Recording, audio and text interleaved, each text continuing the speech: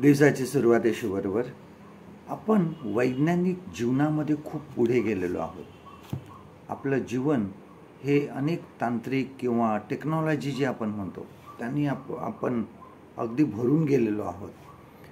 आपलं मोबाईलचं जर आपण उदाहरण बघितलं तर आपण कुठे जातो हे मोबाईलवरून आपल्याला समजतं. एकदा मध्ये मी एका मॉलमध्ये काही खरेदीसाठी गेलो होतो आणि ज्यावेळेस मी संध्याकाळी परत आलो त्यावेळेस मला मेसेज आला की ह्या मॉलचा तुमचा अनुभव कसा होता.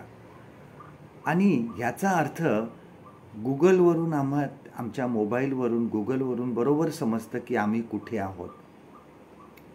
आणि आजचं जे जीवन आहे ते आपण कुठे आहोत, काय आहोत, हे सर्व गोष्टी गुगलवरून समजल्या जातात.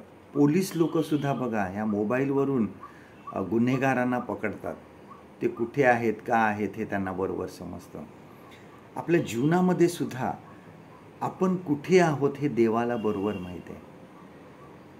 देव आम्हाला बरोबर त्याच्या नजरेने पाहत असतो.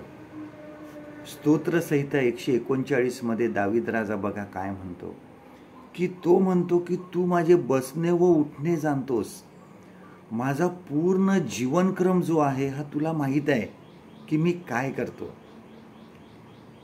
आपल्या गरजा देवापासून कधीही लपलेल्या नाहीत.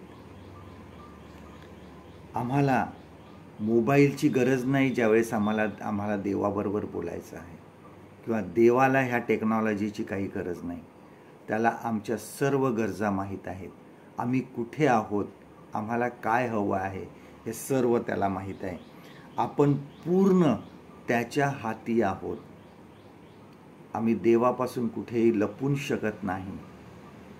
आपण देवाला सर्व हे माहीत आहे की आपण कोण आहोत, कुठे आहोत आणि आम्हाला कसली गरज आहे.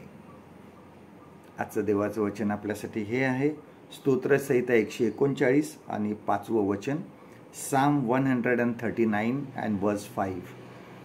तू मागून पुढून मला वेढिले आहे, माझ्यावर तू आपला हात ठेविला आहे. परमेश्वर करो आजचा दिवस तुमचा आशीर्वादित करो.